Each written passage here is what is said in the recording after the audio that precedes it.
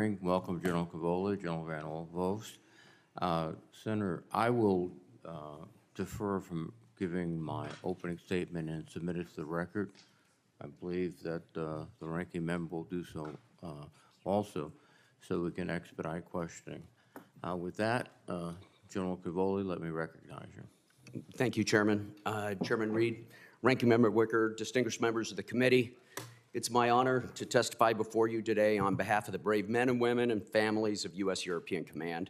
And before we start, I'd like to publicly recognize our service members, shared sacrifice, and praise their devotion to the mission. And I'd like to thank you for the support you give them every day. They are represented here today by my Command Sergeant Major Rob Abernathy, who I'm lucky to serve with, and I'm delighted to testify next to my friend Jackie Van Ovost. We're facing challenging times in the European theater, ladies and gentlemen. Russia's brutal, unprovoked war has ravaged Ukraine for over 2 years. Their forces are demolishing cities, destroying innocent lives on a scale we have not seen since the Second World War. Moreover, Russia is turning to the People's Republic of China, to Iran, and to North Korea to sustain its campaign in Ukraine. Those countries are forming interlocking strategic partnerships in an attempt to challenge the existing order from which we benefit. This is profoundly inimical to U.S. national interest. And it's important to note that Russia shows no signs of stopping, nor does Russia intend to stop with Ukraine. Russia presents to us a chronic threat. U.S. Eucom has responded to this threat by enhancing our deterrence posture across Europe. We've strengthened our eastern flank with rotational force deployments. We've expanded pre-positioned stocks. We've modernized our infrastructure to enable rapid reception of forces. And we have demonstrated our ability to reinforce in all domains through dozens of multinational training exercises. So we are ready to defend, and this allows us to deter. And we have deterred Russia from attacking our alliance. U.S. Eucom is also proud to lead the international effort in support of Ukraine.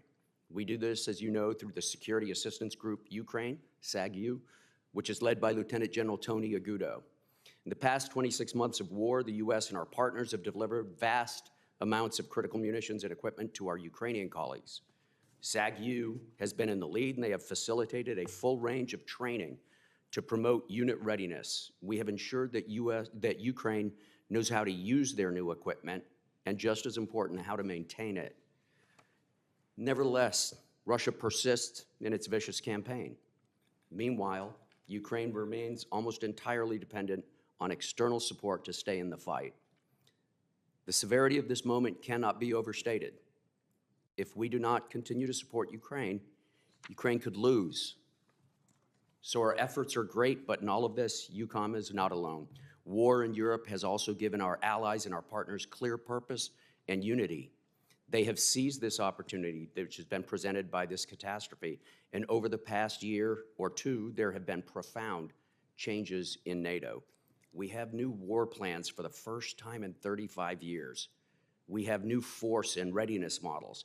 They make 700% more European troops available to me as the Supreme Allied Commander than just a couple of years ago. We have streamlined and focused new command structures. We have new authorities that give me, as SACEUR, the ability to respond to crisis in a timely fashion. And European governments are backing these organizational changes with a concrete uptick in investment. In 2024, at least 20 nations are expected to meet the 2% of GDP defense spending, compared to only 3 who met it in 2014. Nevertheless, continued U.S. leadership is essential. Our allies are stepping up, but they require our leadership and our example. And by upholding our commitment to Ukraine and by demonstrating steadfast cohesion with the NATO alliance, we provide a clear deterrent to our adversaries. Of course, should deterrence fail, U.S. Eucom, along with our allies, is ready to fight and win. We thank you for Congress's unwavering support to U.S. Eucom service members' missions, to their safety and to their well-being. Chairman Reed, Ranking Member Wicker, on behalf of the entire European Command, thank you for this opportunity today. I very much look forward to your questions. Thank you, General Cavoli. General Van Ovost, please. Chairman Reed, Ranking Member Wicker, distinguished members of the committee, it's my honor to join you today with my senior enlisted leader, Chief Master Sergeant Brian Grzelnik, to represent the men and women of United States Transportation Command as we defend the nation, take care of our people, and succeed through teamwork. I'm extremely proud of our team of logistics professionals who lead the Joint Deployment and Distribution Enterprise, continually exceed expectations, and ensure hope, deterrence, and victory are assured as we underwrite our nation's defense. From competition to crisis, the entire enterprise proudly deliver for our nations, our allies, and partners. We know our success around the globe would not be possible without the steadfast support of this committee and the whole of Congress. The fiscal year 2025 budget request continues to make strides in closing gaps in our mobility areas as we prepare for global operations in a contested environment. A contested environment is the reality of today. Whether in the homeland or abroad, we cannot presume freedom of maneuver to execute our operations with full access to our lines of communication. Our organic fleets, coupled with the vital capacity provided by our commercial transportation partners, must continue to present credible capacity, meaning we must modernize our mobility capabilities to include cyber resiliency and digital modernization. A connected, aware, and survivable mobility fleet and network is needed to maintain our advantage against a capable and determined near-peer adversary. My top readiness concerns remain sea lift and air refueling. Sea lift is the backbone of our ability to deliver a decisive joint force. However, the age of the fleet is dragging readiness to alarming levels. 17 of the 47 organic ready reserve force ships are 50 years or older. To address readiness and decrease in capacity due to the planned retirement of 27 ships in the next 8 years, we must add younger ships to the fleet. Transcom supports Navy strategy to acquire used sea lift vessels from the commercial market and further requests to provide the Secretary of Defense discretionary authority to purchase foreign-built used ships under favorable market conditions without restrictions. We acknowledge Congress's intent to include domestic new-build sea lift ships to recapitalize the ready reserve force, and we are working with the Navy and Maritime Administration to create an acquisition strategy for new construction that will complement the Buy Used program. I greatly appreciate your support for timely, predictable, and stabilized funding to meet our sea lift requirements. Similarly, air refueling is foundational to our nation's power projection advantage. It is our most stressed capability. We must ensure continuous modernization and recapitalization of the aging fleet to meet the operational requirements of the modern battle space. Transcom supports the Air Force's strategy for the uninterrupted tanker recapitalization and accelerated fielding of the next generation air refueling system. Over the past year, we've made great strides in synchronizing global bulk fuel management and delivery in collaboration with our key partners in the Joint Petroleum Enterprise, leading to robust planning, posture, operations, and capability development to assure end-to-end fuel distribution in a contested environment. This includes diversifying our distribution and delivery posture by having an increased forward presence with fuel afloat in contracted maritime tankers and increasing capacity and access to the U.S.-flagged maritime tanker fleet through the Tanker Security Program. In addition, we fully support the Maritime Security Program, the Jones Act, and cargo preference laws that all work to ensure that we have the necessary U.S.-flagged capability and U.S. merchant mariners to move sensitive defense materials during a national emergency. Maritime stakeholders have been experiencing challenges with recruiting and retaining qualified mariners, and we support MARAD and industry efforts to identify strategies that address the mariner shortage and ensure their readiness. To effectively sense adversary threats and activities in our logistics networks, the nation must utilize all available resources. Section 702 of the Foreign Intelligence Surveillance Act provides me insights into adversary intent, capabilities, and activities to contest our logistics flows. The loss of this authority adds risk to my mission. Additionally, passing a National Defense Supplemental is vital for the health of the Transportation Working Capital Fund, which preserves essential readiness and ensures response options for the Secretary of Defense. I'm honored to join General Cavoli today, where we stand firmly with Ukraine in its fight for democracy, sovereignty, and territorial integrity that in turn delivers success and stability for our allies and our nation. I'd like to thank you once again for your leadership and the support you provide our workforce. I look forward to your questions. Thank you very much, General Van Ovost. Before we begin, let me remind everyone that we must stop at 10 a.m. for the joint session, so please limit your questioning to 5 minutes.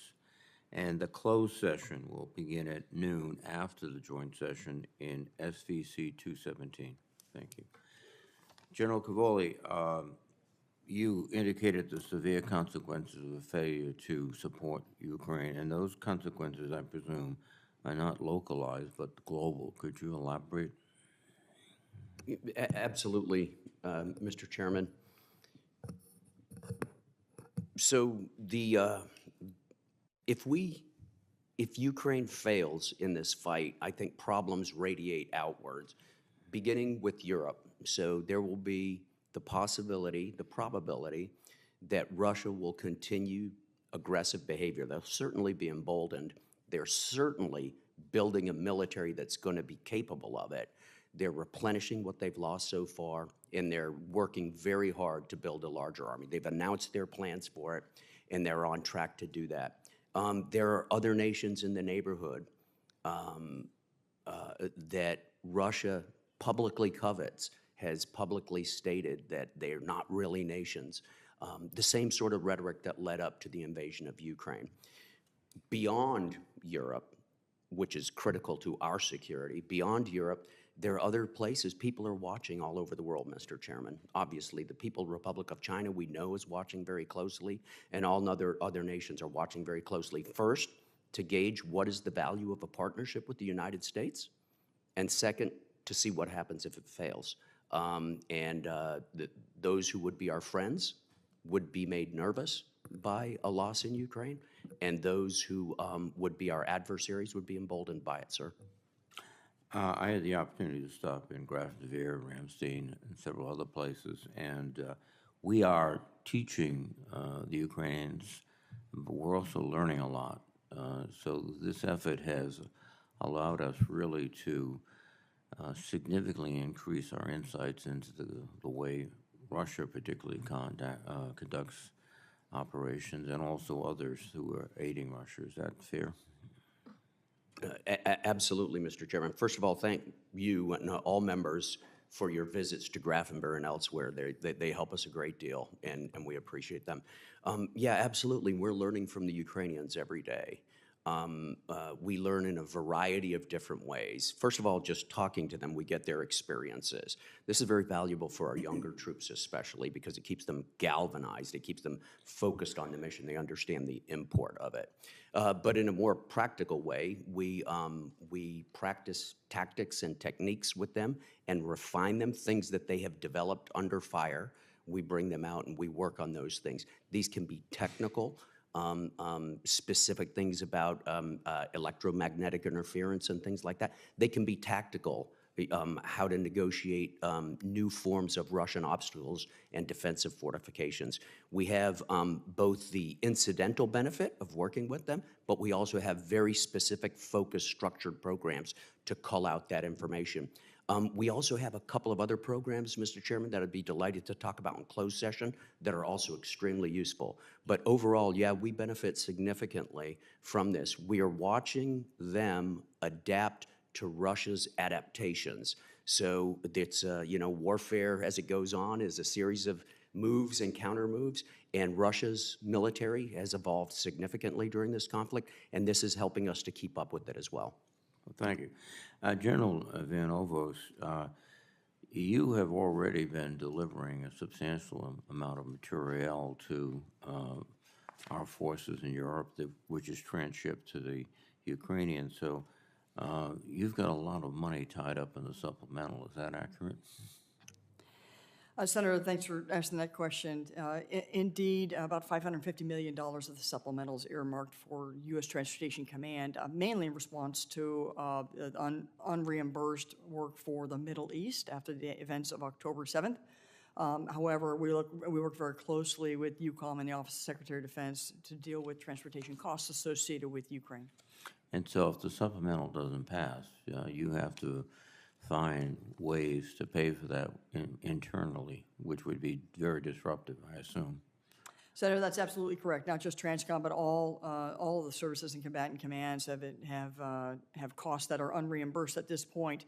The issue with Transportation Command is it comes out of our working capital fund, and And a working capital fund is there in case we have an emergency where we have to go somewhere around the globe, and not having funds in there would slow down any response and certainly reduce the options for the Secretary. I'll yield back my 6 seconds to the ranking member, Senator Wicker. Thank you, I'll take it. General Cavoli, you just said if we don't come forward with assistance from the United States, Ukraine could actually lose this war. That implies that Ukraine could also actually win this war.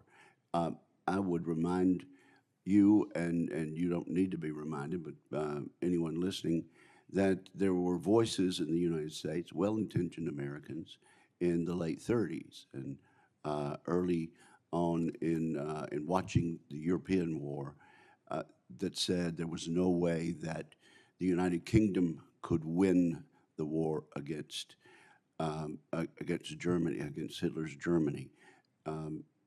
Respected, well-intentioned Americans like Charles Lindbergh, who's still held in high regard, said that there was no way we should help because the war was already lost. Can Ukraine win this war? Yes, Senator, absolutely.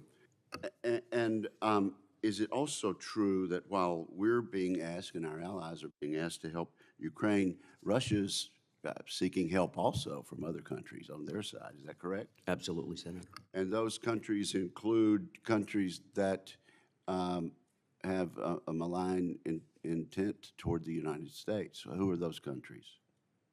Absolutely. First in line is the People's Republic of China, the Democratic People's Republic of Korea, and Iran, sir. Now, we have the Japanese Prime Minister in this capital city today, and I'll be attending, along with most of my colleagues, his joint address to the Congress. What does the Japanese leadership have to say, and what tangible indication have they given as to the importance of the Ukraine-Russia conflict? Senator, in my role as the Supreme Allied Commander for Europe, I recently traveled to Japan about a month ago, sir, and met with their Chief of Defense and a number of highly placed officials there. It's a part of NATO's burgeoning relationship with key Indo-Pacific allies. They are focused on the Ukraine question. They are watching it very closely. They understand that the stakes are high. Are they helping in a tangible way? They're helping in intangible ways and some tangible ways, yes, sir. And what about South Korea? What about Australia? Sir, they are all focused on this question, and all of them are rendering intangible help and some tangible help, and some of it They're rendering help in terms of dollars and cents, are they not? Absolutely, yeah. Yes. Ukraine seems to have a lot of fight in them. Is it true that they've retaken over half the territory seized by Russia 2 years ago? Yes, sir. And how is it that they have been so successful in the Black Sea? How is it that Ukraine has been so successful against one of the most powerful countries in the world in the Black Sea, and how so? It starts with their determination to have access to the Black Sea, so they're determined. Secondly, they have extremely talented engineers and extremely talented scientists who have devoted this portion of their lives And some to the people in defense of the their audience country.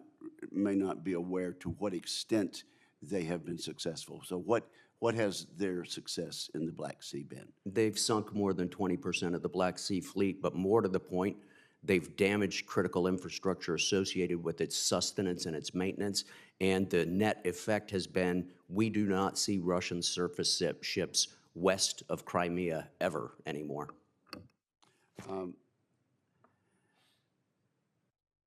Okay, well, let's talk about burden sharing. Are we being asked to do more than anybody else in terms of our capacity? No, sir. We are doing a fair share. If you measure by percentage of GDP, how much assistance we're giving, we actually rank well below 15. I think Yeah, we're down 19 around right 14 to 15. Yeah, exactly, Senator. Of our economy as compared to all of the other allies who see the importance there. What do our friends and people we want to be more friendly with, what do they think about the likelihood of America keeping its word long term? Sir, they believe in America. They believe in America's leadership. They believe in America's consistent dedication to global security and to European security because they understand it's in our interest. However, when they hear things or see things from our country, they can get nervous sometimes. Thank you. Thank you, Mr. Chairman. Thank you, Senator Wicker. Senator Shaheen, please. General Cavoli, General Van Ovost, thank you both for your service and for being here this morning. Senators Reid and Wicker have been very broad and expansive in covering Ukraine, which I appreciate their comments and your responses to that. So I want to focus on the Western Balkans, where we're seeing tensions rise, and I appreciate your attention to that, General Cavoli. A persistent problem is ensuring that U4 and K4 missions are adequately prepared to respond to those security concerns. I think so far the missions have been relying on each other as reserve forces. I think this dual hatting is concerning, and especially as we see tensions increase in both Kosovo and Bosnia. So can you talk about how Eucom is engaging with our European partners to emphasize the need to establish separate reserve forces for U4 and K4? Yes, ma'am, absolutely, because it's an extremely important question. And as you know, NATO is not a one-problem alliance. We're not a one-problem country. And so it's important to recognize that there are other things going on in Europe that are not good for U.S. national interests. They're also not unrelated to the conflict in Ukraine, as you well know, Senator. The first thing U.S. Eucom did was get the Eucom commander to persuade the Supreme Allied Commander to do something about this inside of NATO with regard to the reserve forces and everything. So we have done a complete O-plan review for K4 specifically, and it is revealed that we need not just more forces, but we need heavier forces. We're in the process of sourcing that right now. Nations are being quite generous, but we will put heavier equipment on the ground as well as more people. The second thing we're doing is we're untying the relationship between the reserve forces for the EU mission, Althea, in Bosnia and Herzegovina, and the K4 mission, because as you pointed out, and I agree, that was an economy that we can no longer afford to share the strategic reserve force there. I'd like to call out France for being especially generous. As you know, the commander of the Althea mission is a French Lieutenant General, Hubert Cottereau. He's also my Vice Chief of Staff at the Supreme Headquarters. So in that dual-hatted role, just like I can dual hat, he benefits from his relationship with France. France has put the Charles de Gaulle offshore in the Adriatic and has recently deployed a battalion on an operational deployment for a medium term. So they have upped their forces. Especially important right now, as you understand, because this week in particular, the tensions are significantly higher. So I'm satisfied that we're in a good position right now, Senator, but it's always necessary to keep a very close eye on it.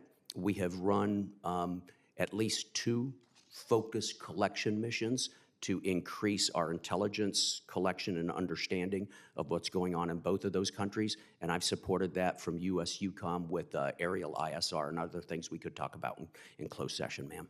Great. I have several other questions specifically about the situation there, but I'll save those for closed session so I can ask General Van Ovost a question about the National Guard Bureau's decision to level Air National Guard units and the impact that that's going to have across the country. We're concerned about that impact on the 157th Air Refueling Wing in New Hampshire, where we have the KC-46s. So can you have you been briefed by the Guard Bureau on what they're planning, and are you concerned about the impact that'll have on Transcom? Thanks, Senator. You know, as you know, 2/3 of our air refueling force are in the Guard and Reserve. They bring such a great capability and absolutely required. We could not do our mission without them. So this is an issue that's emerging that I am tracking. I have not been briefed by the Air National Guard, However, we've looked at, I have no immediate concerns, but as we look into the out years as how this is going to be leveled out and where the capabilities are going, we're going to track that very carefully for the Guard. Well, again, we're concerned that the 157th is going to be affected, and they have major responsibility for refueling over the North Atlantic, and they have been called in the past to help with missions in Europe, so I hope you will track that closely and that we can make sure that doesn't affect their ability to do their jobs. Yes, ma'am. The 157 has led the way for the Guard for integration of the KC-46, which is absolutely the future of air refueling. Thank you. Thank you, Mr. Chairman. Thank you, Senator Sheen. Senator Fisher, please. Thank you, Mr. Chairman, and thank you both for being here today, and thank you for your service. General Van Ovost, the California Air Resources Board has a proposal that would significantly impact the ability of the National Rail Network to support the movement of Department of Defense equipment and material deployment to the West Coast. This proposal would impose unrealistic emission standards and require zero-emission locomotives, which do not exist because that technology is not even commercially available at this point in time. And this means that about 65% of the nation's locomotives would be prohibited from operating in California starting in 2030. What would the operational impact be if railroads could not service routes in California or had to divert cargo to other areas to meet the DoD logistics requirements? Senator, we rely every day on this nation's transportation network, whether it's seaports, it's rail, or it's roads. So when I think about the reduction in capacity across California, I have 15 nodes in California that we use from 2 different railroad lines, and we have 5 ports, one of which is our only West Coast ammunition port for containerized ammunition, which is critical to our operational plans. And of course, we have close relationships with the railroad industry, and so we are working with them as this is emerging, and they're understanding what the implications are. Initially, I believe that any increased costs will be passed directly on to the customer, but I am concerned about the technology and their ability to recapitalize between now, the readiness of now, and the readiness of future if they have to transition. Have you expressed these concerns to the administration? I have not. Do you plan to? In my normal course of action through the Secretary of Defense, if this is going to impact national security, I absolutely will. Thank you. When we look at the requirements that you have and the plans that you have, if we are seeing conflict take place in the Indo-Pacific, how would a surge of forces be impacted? Yes, ma'am, we think about options every day, and we run several planning events and several simulations that would occur around the globe, these globally integrated plans, should we have to surge for an event like the events after October 7th. And so we think about it, and we run these simulations, and we ensure that we have readiness for the fleet. The most important thing is to ensure not only do we have the capacity, but it's a credible capacity to operate in the environment we expect to be in. We expect it to be contested, and an example right there is the Red Sea.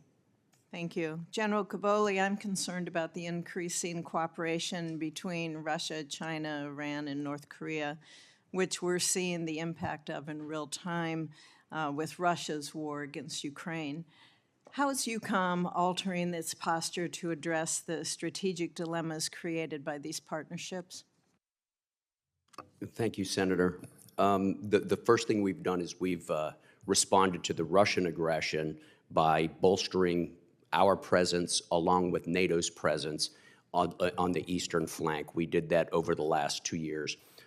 NATO moved very quickly after the invasion to establish new battle groups and to increase the size of the existing battle groups on the eastern flank and to thicken the air policing, that is the air defense efforts that we were doing. U.S. Eucom was a part of that. In fact, U.S. Eucom led some of that with U.S. unilateral deployments as sort of seed corn to get things going. We've continued that, and we've actually regularized the procedures, and those are going to become long-term deployments that our allies have out there. The second thing we've been doing is tightening our air and missile defense. I'm under instruction from the 32 heads of state and government to tighten our air and missile defense. With regard to the connections among the countries, we work very closely with these adversarial countries who have formed this network that's, profoundly against our interests. We are working very closely with the interagency across all the instruments of national power to try to interrupt that and to hinder their ability to cooperate. We have, based on my intelligence section, my J2 section, something called Task Force Champion, which focuses on this question, those relationships, and feeds information to the interagency to take action through a variety of different means. Thank you. Thank you, Mr. Chairman. Thank you very much, Senator Fisher. Senator Kane, please. Thank you, Mr. Chair, and thank you to our witnesses, to General Van Ovost. In your written statement, you say the DoD's ability to project military forces is inextricably linked to commercial industry, what we like to call our fourth component. Transcom's relationship with the commercial sector is pretty unique. Talk about the importance of our commercial sector and challenges you have in working with commercial companies. Thank you, Senator. We cannot do our job every day without our strong commercial partnerships. In fact, 90% of our passengers flow through commercial operations, and day to day, 97% of our sustainment goes through commercial sea lift. So it is obviously significant. And while that's the opportunity to use them and use their networks is significant and provides us an asymmetric advantage, the top vulnerability concern I have with them is through cyber, frankly. We have heard, even from the CIA director, that the PRC has infiltrated some of the logistics networks of our commercial partners. So we've been working with them on how to secure their systems through the no-cost cybersecurity collaboration center and the Defense Industrial Base work that we've been doing, and they are paying attention at the CEO level. That's great. In your written statement, you also mentioned the Joint Communications Support Element, which is part of the Joint Enabling Capabilities Command in Norfolk. Why do you mention them specifically, and how important is it that they be recapitalized? That Joint Communications Support Element provides deployable communications on air, land, and sea in support of standing up joint task forces. So if we go into a crisis mode, they need to have the modernized equipment to be able to support the Joint Task Force commander around the globe. And we have done that multiple times here, I would say, in the past couple of years. So we need to make sure that their equipment is modernized. Thank you for that. General Cavoli, talk to us a little bit about how Sweden and Finland are integrating into the existing NATO military structure. Absolutely. Thanks, Senator. So first, I think it's important to note that Finland and Sweden have been cooperating for years with NATO, not just in training, but in operations. They've also been very closely tied to the United States in bilateral agreements. They're also closely tied among the Nordic countries through multilateral arrangements that they have among themselves. All of those things made it extremely easy to integrate those two nations militarily into the alliance, sir. The Supreme Allied Command Transformation is formally responsible for the integration effort and the integration documentation. That was completed in record time for Finland and will be for Sweden as well. They have already been incorporated into the regional plans that NATO has approved in the past year. In fact, it took less than 5 days for us to bring the inclusion of Sweden forward to the North Atlantic Council and register that as an amendment to the plans. So overall, it's all been extremely easy because we have such a long history with them and because they have invested in defense over the years. Defense investment has not been the strong suit of many nations in Europe over the last 40 years, but it has been in Finland in particular. And Sweden has a radically stepped up defense budget right now. So both of them have maintained high capabilities and good capacity, and they're really welcome in the alliance, sir. Well, I know everyone on this committee understands this, but for the public, if you'd gone back 5 years and polled in Sweden or Finland about whether they wanted to join NATO, you would have been lucky to get to 25% yes. The Russian invasion of Ukraine has caused the scales to fall from folks' eyes about what the likely threat scenario is. And the deep desire of Sweden and Finland to join NATO demonstrates a reality we have to be aware of, and also demonstrates the vitality of NATO and other organizations of like-minded democracies. Let me ask you one other question. The Radford Arsenal in Virginia produces munitions that are critical to the battle in Ukraine, but I think it's also important that munitions be produced closer to theaters of war. Talk about your discussions with our NATO allies about munitions production ramping up in Europe. This is something we talk about a lot, Senator, as you might imagine. Right now, Ukraine for 155 millimeter shells is mainly dependent on U.S. production. European production has just not gotten up and running yet. It is increasing. It's increasing, and there are certainly plans and investments to make it go faster, but they're still ramping it up. Some countries have converted former factories very rapidly. Slovakia, I would point to here, is producing a significant amount of 155 NATO standard ammunition right now, but really there's a lot of work left to be done. The EU and NATO are cooperating closely on lifting production, and I believe they're going to break down some barriers and get that going. I do think it's going to be a few months before we see U.S. levels of production, though. Related to that, Senator, is the, I'm sorry, sir. Thank you very much, Senator Kane. Senator Ernst, please. Thank you, Mr. Chair, and thank you, General Van Ovost, and thank you, General Cavoli, for being here today. I want to thank both of you for your continued service and commitment to Ukraine. It has been a very difficult time, and General Cavoli, I'll start with you because I did just return from a trip to Poland, Ukraine, where I spent 3 days with a delegation traveling across the country into many different areas, and then into Moldova, which is one of those other areas that's pretty tenuous right now.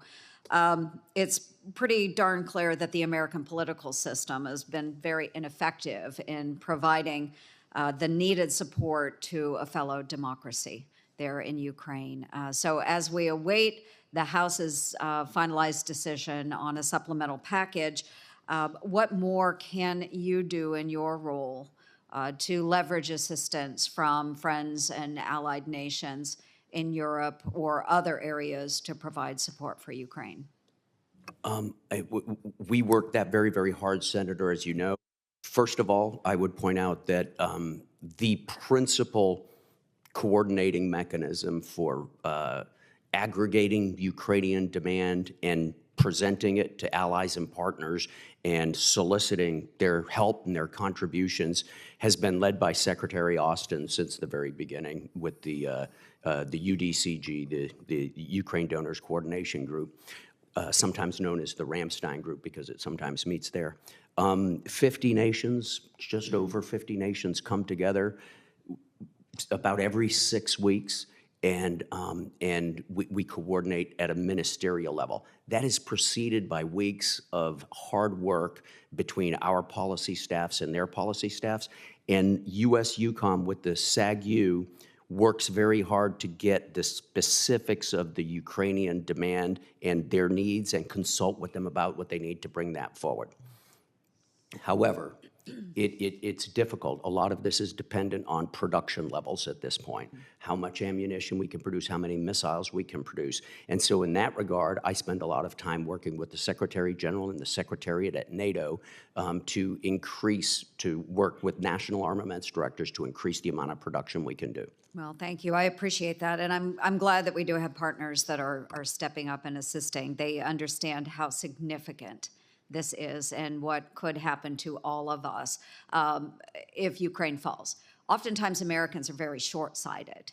You know, what is our immediate need today? What is our immediate want? But I think there are very long-term repercussions to our country should Ukraine fall. And I think we need to keep our eyes open as we're looking to the future and what will happen if we continue to allow countries like Russia, like China, like Iran, like North Korea to continue to spread around this globe and the pressures it puts on our own nation. So I thank you for being such a great leader in this fight.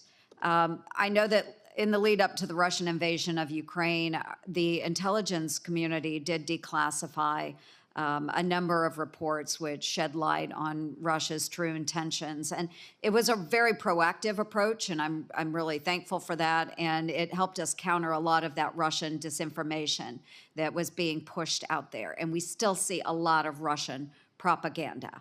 Can you speak to how various information sharing programs are assisting us in pushing back against some of the common security challenges that are faced by Europe and our friends? Yes, ma'am, absolutely. First of all, in terms of collection, the variety of ways we collect, we have to, we rely on access and geographical access to other countries in order to be able to collect information. Nations have been very generous with us, not just allies, but partners as well, in allowing us to operate with and from their countries. That has been invaluable. Frequently, that leads to very high-level and detailed information sharing programs. We have allies who have accesses that we do not, and we have accesses that they do not. And so it's very much mutually beneficial. The last thing I'd say, ma'am, is that the interaction with Ukraine and their security services has provided us a vast amount of information as well. Mm-hmm. Well, and I will yield back my 5 seconds, Mr. Chair, but thank you both for being here today. Thank you, Senator Ernst. Senator King, please. Thank you, Mr. Chairman. Before beginning my questions, I'd like to ask unanimous consent to submit to the committee a graph which represents the contribution by GDP of the various countries that's been updated by the Kiel Institute. Without objection. Thank you. What this graph shows is that, in fact, Senator Wicker made the point we were 15th in the world in terms of contribution as a percentage of GDP. It's actually more like 29th now, according to updated data from this past January. And it's interesting to look at the countries, their contributions. The number one is Estonia, then Poland, then Latvia. I don't think it's any coincidence that the two out of the first three are countries that border Russia, and they understand what the risk is. I commonly hear on the street in Maine, why are we doing this? Putin isn't really going to keep going. And my response is, ask the Finns. General Cavoli, what's the level of anxiety in Eastern Europe about Putin's intentions beyond Ukraine? Very high, Senator, very high. You are correct, I agree. It's reflected in the number of donations they've given. So Eastern European countries have emptied their pockets for Ukraine. Many countries in Europe share that, and the contributions from nations in Europe are very significant. Some of them have given 100% of what they have in a given category. One nation has given 100% of its mobile artillery. Another nation has given all of its jet fighters and all of its tanks. Another nation has given 40% of its high-end air defense systems. So these are significant contributions. So the idea that the United States is the only person carrying the burden here is just absolute nonsense, isn't that is correct. And it's, when Switzerland is giving more to the cause than the United States in terms of percentage of GDP, I think that makes a statement. Cyprus, countries just going down the list, Sweden, Croatia, Hungary, Finland, Romania, these are the countries that know Russia, and that's why they're in so deeply in this conflict. Is that correct? Yes. And going down some of the other arguments that I hear, Ukraine can't win. It really appears to me that this is a battle between industrial capacity and being able to supply weapons. Russia has vastly increased its capacity to generate, for example, artillery ammunition. Can the Ukrainians win if they have sufficient material to carry this fight? Absolutely, Senator. They have the skill, but most importantly, they have the determination to accomplish their goals. They need external support, until they're able to generate their own industrial production. I agree with you that in a long war like this, it's in large part a matter of industrial production, of output. Once that output is achieved, the side with the greater determination will win, and that would be Ukraine. And if we fail to pass the supplemental and essentially walk away from our commitment to Ukraine, that's exactly what Putin wants. Is that not correct? Oh, absolutely, Senator, because we are now in critical areas, munitions especially, their main provider. Without our help right now, they will not be able to stay in the fight. And the Russians have an active disinformation campaign to convince our political system to essentially support Putin's war. Isn't that correct? Senator, the Russians maintain extremely active disinformation programs. They always have and they always do, but they are in overdrive right now, and we know that definitively. Thank you very much, General. Your testimony is very important. General Van Ovost, I'm afraid I don't have a lot of time, but one thing as you were testifying, I was writing, do we have adequate logistics for conflict in the Pacific? And you said we're at alarming levels. Perhaps for the record, you could give us more detail on the dangerous level if there is conflict in Pacific, because it's going to be all about logistics. And I'm very concerned about the decline of the sea lift capacity. So I'm out of time, but if you could give us that on the record, I'd appreciate it. Yeah, certainly, I could take it for the record then. Thank you. Thank you, Mr. Chairman. Thank you, Senator King. Senator Scott, please. Thank you, Chairman. Well, first off, thanks to both of you for being here. Thank you for your service. It's a tough time in the world. It's a scary time. So, General Cavoli, can you just talk about our troop posture in Europe? And you know, when I first came up here, I was at the Munich Security Conference, and Germany basically said they're not going to meet their 2%. They don't have any interest in meeting their 2%. They're not going to ever meet their 2%. They didn't care about meeting their 2%. We still have a lot of our allies in Europe. They're not willing to meet their 2%. And so they're completely dependent on our troops. So do you think we have troops in the right places, or how do you deal with the fact that you supposedly have these allies that say they care about their own defense, and they wouldn't actually, in theory, come to our defense, but they're not even willing to invest even the 2% that they're investing? Thanks, Senator. It's obviously an extremely important question. So there remains a gap between say and do in parts of the alliance. However, that gap has been closing over the last couple of years. In 2014, there were 3 nations that met 2%. Last year, there were 11 nations that met 2%. This year, there are 20, as of today, who meet 2%. Norway just dropped a letter declaring its intention to close that gap by June. And I believe there will be 3 or 4 more before June of this year who meet 2%. That's not everybody, though. That's not everybody. Not the biggest ones. Some of the biggest ones. And they should meet 2%. And we encourage them every day to meet 2%. The Secretary General is extremely active in that regard. And I believe they will, but they need to. When you look at the map and you look at where, you know, the Soviet Union's located, and then you look at where our troops are, does it make sense where our troops are? I mean, should we have troops closer to maybe in Latvia, and Lithuania, or Estonia, rather than so many troops that we have in Germany? Sure. So we have troops in Estonia and Latvia and Lithuania and Romania and Bulgaria and Hungary and Slovakia and Poland, sir. So we do have troops in those. Specifically, the troops that we surged for after the invasion, they all went to the front, as did large parts of the organizations that are already located in Europe. The ones that are already assigned to Europe, I believe, are the ones you're asking me about, though.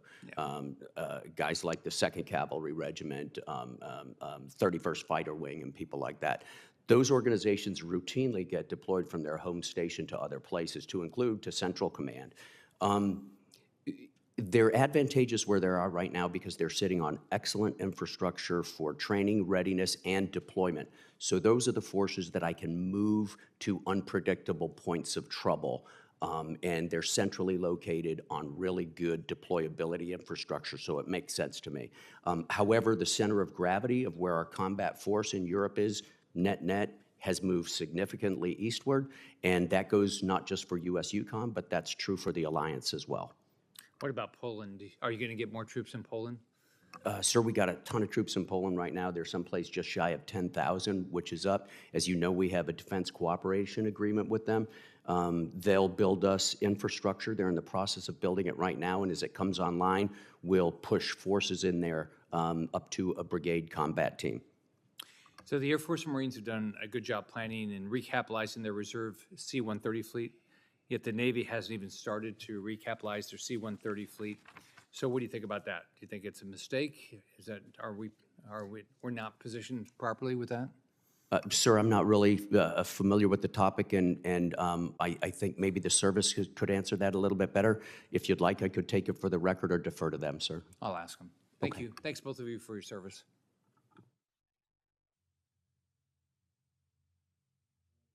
Thank you very much, Senator Scott. Senator Blumenthal, please. Morning, Generals.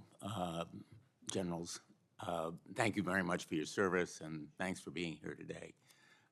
I know that you have talked a bit about the impact of the failure to pass the supplemental on the prospects for Ukraine and the likelihood of failure if the supplemental isn't passed. I wonder if you could look ahead a little bit beyond this supplemental and perhaps tell us in the longer range whether you think additional aid is necessary and what form it would take. Thank you, Senator. It will depend on production rates inside Ukraine and in other allies. As this hearing has evolved, sir, I think it's become clear that really that level of industrial production is the key thing right now. Nations have given a lot from existing stocks, but as those go down, production becomes more and more important, not just in terms of capital items like large end items like tanks and things, but also more importantly, consumables like ammunition and missiles and things like that. So the rate of industrial production is going to be the real answer to that question. How much more will be required and when, sir? My understanding is that the attack last night, or maybe it was, I guess it was last night in Ukraine, showed again the real dearth of air defense and the impact of the ongoing reign of terror from the skies. Is there not any possibility of right away providing more Patriot missiles, more air defense, since as I traveled around Europe and in Poland, there were a lot of Patriot missiles guarding sites, and obviously they need to be there, but I'm just wondering whether, 3, 4, or 5 of those Patriot missiles facilities would make a big difference. Sir, 3 parts to the air defense question: radars, launchers, and the missiles to shoot out of the launchers. We approach all of those sometimes together and sometimes in part. Right now, the Ukrainians could use, their launchers aren't the most important thing, the missiles are the most important thing. And we're soliciting those around. The Office of the Secretary of Defense is extremely actively looking for Patriots right now. You're correct, the attack last night was an illustration of why it's so important for us to keep funding. Right now, the main source of high-end interceptors against ballistic missiles and high-end cruise missiles is the United States, because we have the inventory and the production capability. And therefore, that supplemental is so important. Without it, the attack last night, which included at least 10 Tu-95 heavy bombers launching everything they had simultaneously, an attack like that last night would go almost totally undefended until machine guns tried to shoot down the cruise missiles. So this is vital, sir. Thank you. Separately, I'm chairman of a subcommittee of the Homeland Security Committee called the Permanent Subcommittee on Investigation, which is conducting an investigation of American chips, semiconductors, parts, and components that are commonly found in Russian missiles, drones, and I'm sure you're familiar with this issue. President Zelensky, on my last trip, the chairman was with me, literally handed me a folder of photographs and charts showing the different components in Russian ballistics, drones and missiles.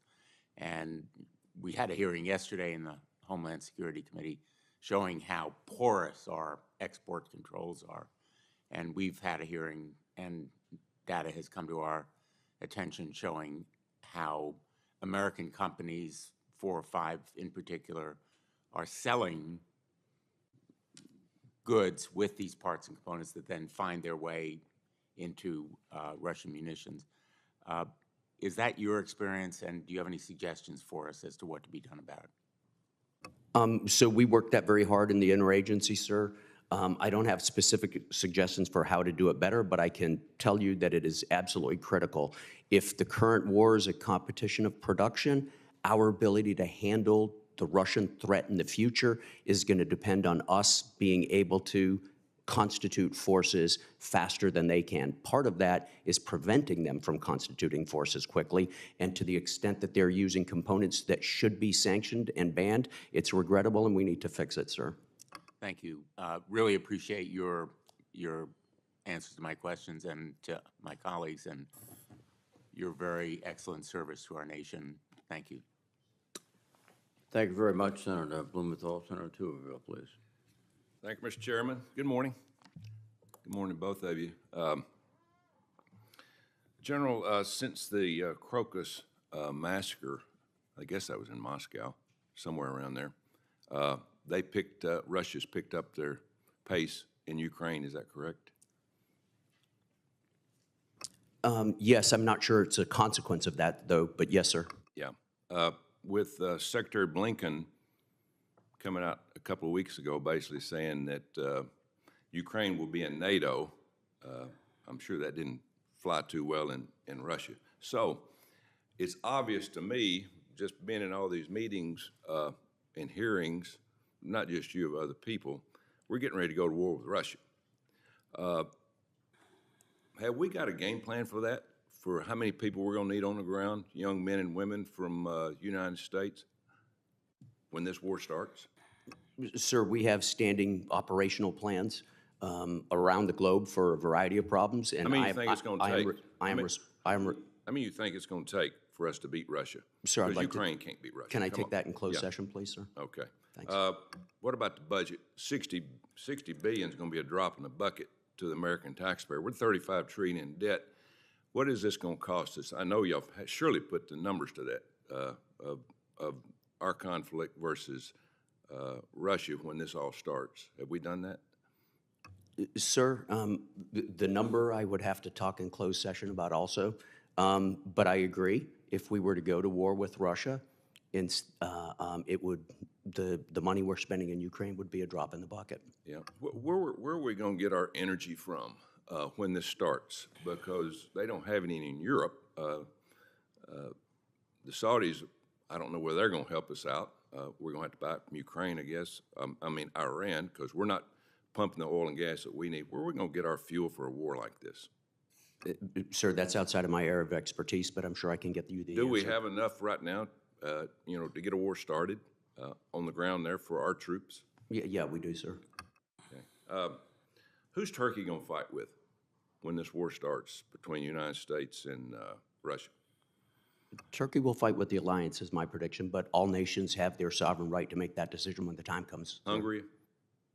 Same. Do you think most everybody else will stick with us in this fight? I do. Everything that I read over the past few months is most of the militaries in NATO are boutique militaries. Do you agree with that? I'm not sure what a boutique military is, sir. Small Please. shadow of what it used to be, haven't been preparing Yeah. In terms of, Sure, I would agree with that. For instance, the U.S. Army is now 450,000. When I joined it, it was 785. yeah. So with Ukraine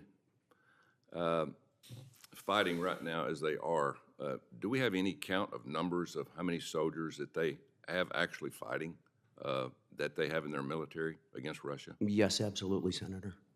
Do you have a number of that? Yeah, it's between 900,000 and 1 million right now. Ukraine. Yes, sir. How about Russia? How many they have deployed within Ukraine? Not on the borders, but how many do they have deployed in Ukraine? Inside the country, 470. Outside the country, more, and then they have the rest of their military. Yeah, my understanding is after the massacre, they have been growing at 40,000 soldiers a month that are volunteering for the military. Is that pretty good intel or not? I'm tracking 30,000, but yes. 30,000. So growing more than it was before the massacre. Is that correct? The size of the Russian military is bigger today than it was when the war started, and it's bigger today than when the massacre started. Yes, in fact, I think what you're pointing to is they have initiated their annual spring conscription, Senator. That is, they do that every spring. This year they did 150,000, they announced, that they intend to take in under the draft. That's right about average for a spring conscription. The difference is this year they are offering those conscripts after 1 month of service the option to sign a contract, get paid in exchange for being able to be sent to Ukraine to fight. Yeah. Do you feel a sense of urgency in our supply chain now of building the munitions that we need? Because they have not been there. I know in my state of Alabama, there's not been a lot of sense of urgency of building javelins and things like that. Now, we're building them as fast as we can, but there's no sense of urgency. Sir, I sense an increased urgency and demand. I can't speak to whether there's an increased urgency in the base itself to produce. Thank you, General. Thank you, sir. Thank you very much, Senator Tuberville. Senator Kelly, please. Thank you, Mr. Chairman. I agree with Senator Tuberville's remarks about building the munitions that we need. I mean, it's critical that we restock our supplies of the munitions that we've shared with our Ukrainian allies. And we've depleted stockpiles. And by passing the emergency supplemental, we have an opportunity to resupply our forces with new munitions, some of which could be made in Alabama. I think what I don't agree with is the definitive language about we are getting ready to go to war with Russia. I don't feel that is the case. And using language about when this war starts. My view is that we should do everything we possibly can to avoid going to war with a near-peer adversary like Russia or China. It is not in our best interest to do that. So General Cavoli, first of all, thank you for your service. I'm interested to hear just a little bit more about what you feel the best way in Europe right now is for us to avoid a conflict with Russia. Thank you, Senator. And yes, I agree.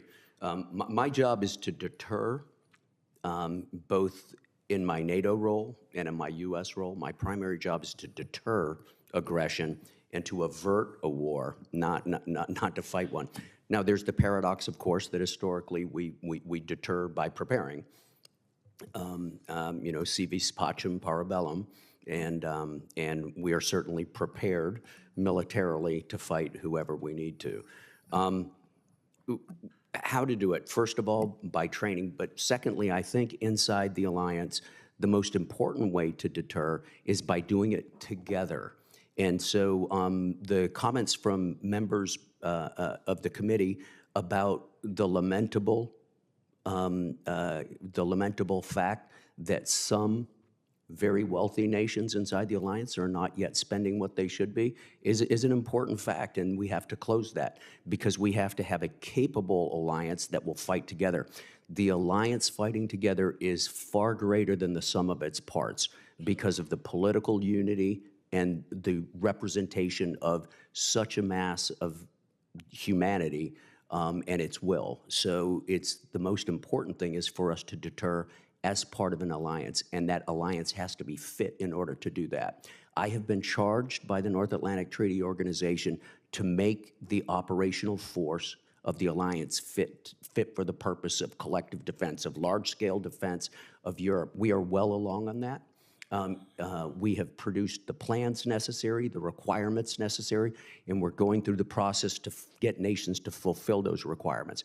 I believe that that process is one of the things that has stimulated at least 10 additional countries to meet 2% this year compared to last year, because they have a list now, they have a blueprint. This is how to get ready. This is the things we need to do to get ready, and they can bring tangible things back home to the political leadership and say, these are the things we need to go by. So that's what we're doing to get ready, and that's, I think, the best way to do this, sir. And what is the best thing, the most appropriate thing that we can do here as members of Congress right now to continue to possibly deter Russian aggression into another country?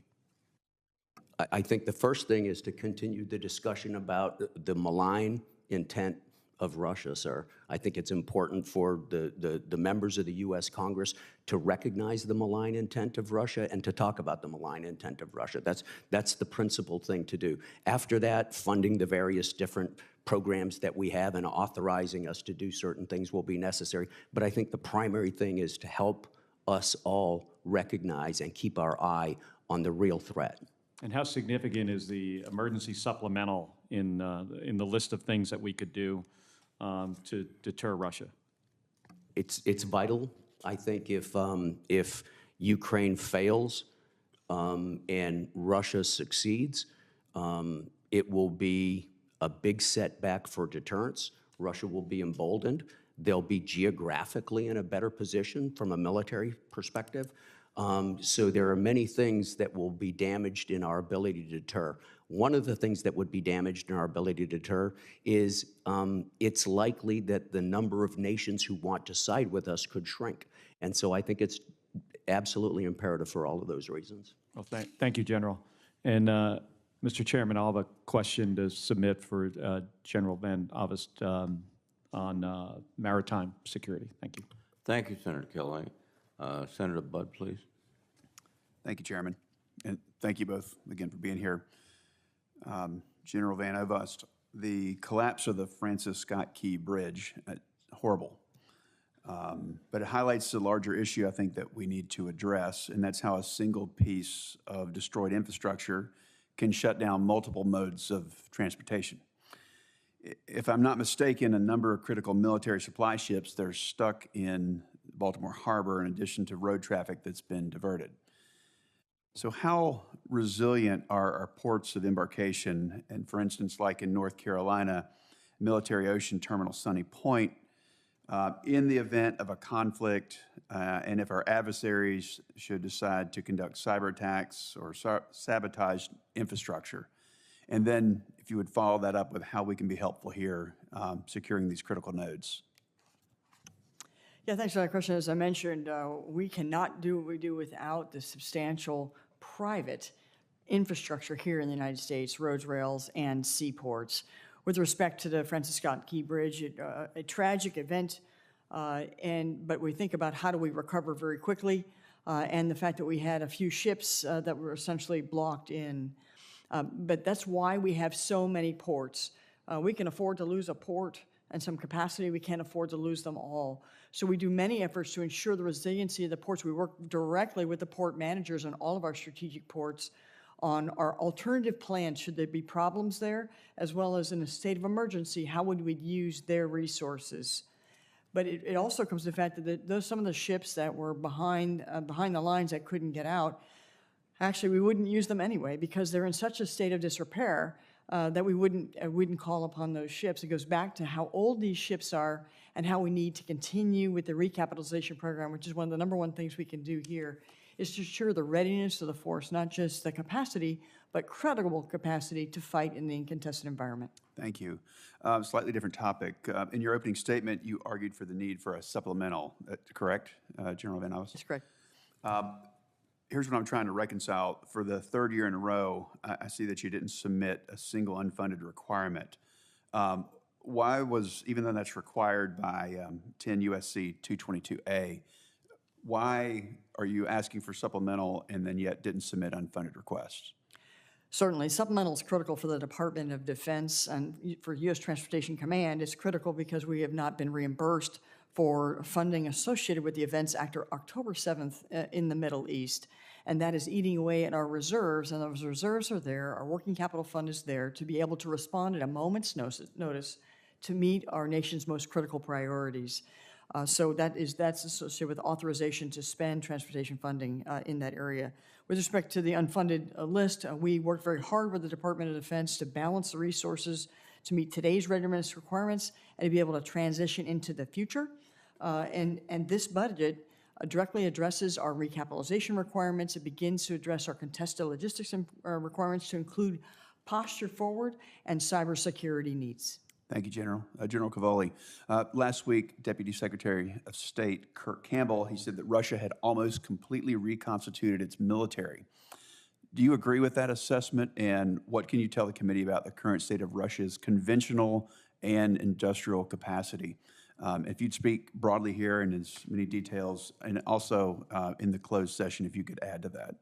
Yeah, absolutely, Senator. I will add to it in the closed session, first of all. But generally speaking, Russia has been working extremely hard on reconstituting its forces. And they're being quite successful, especially in the ground forces.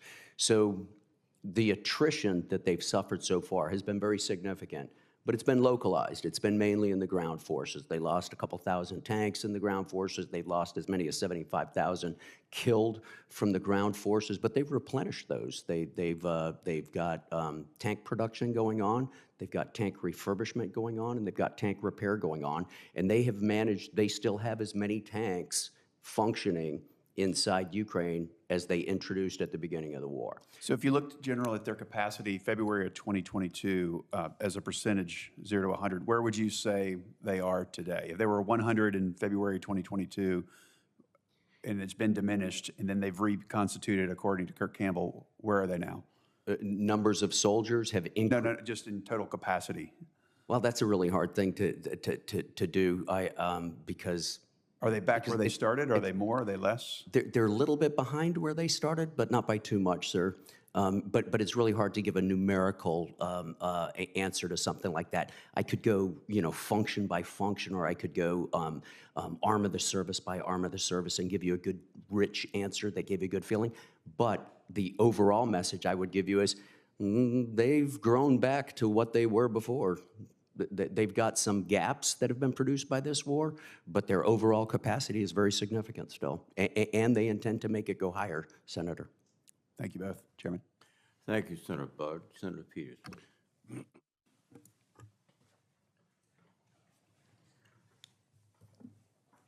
Mic issue there, so come over here.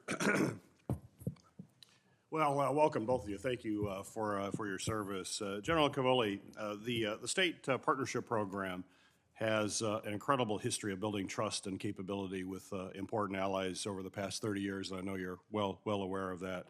Two key Arctic allies, Finland and Sweden, will soon join the state partnership program to be paired with National Guard units.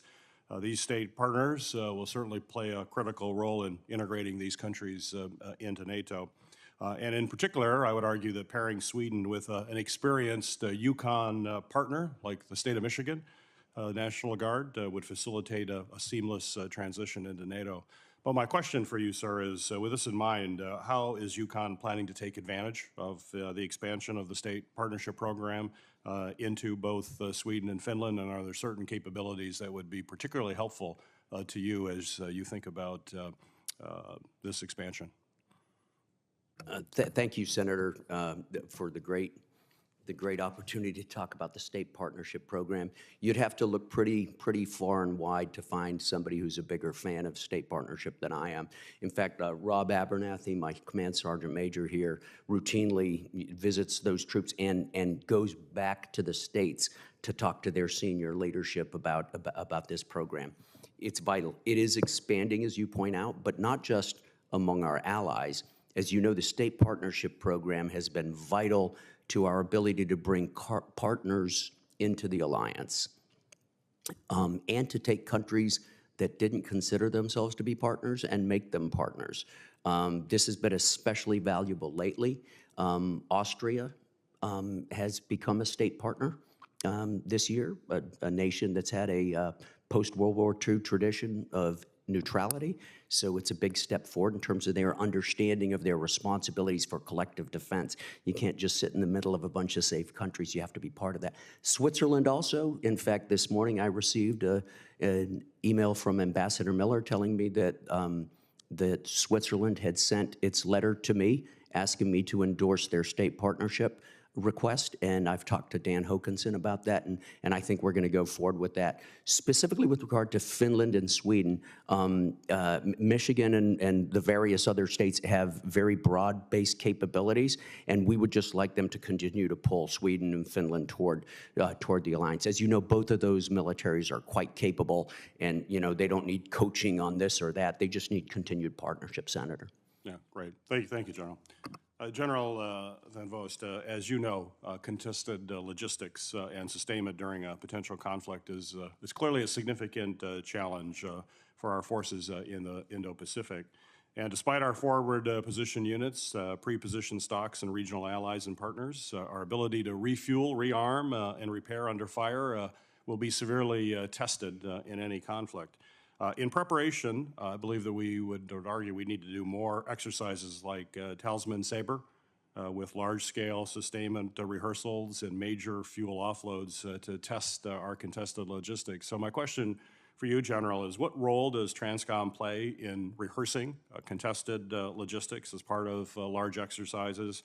And is it your intent to make sure that logistics plays a central role in all future major exercises, particularly in the Indo-Pacific area? Yeah, thanks for that question, Senator. Across the entire joint deployment and distribution enterprise, we've seen how everyone has mobilized to support our partners like Ukraine with fuel, ammunition, equipment, supplies.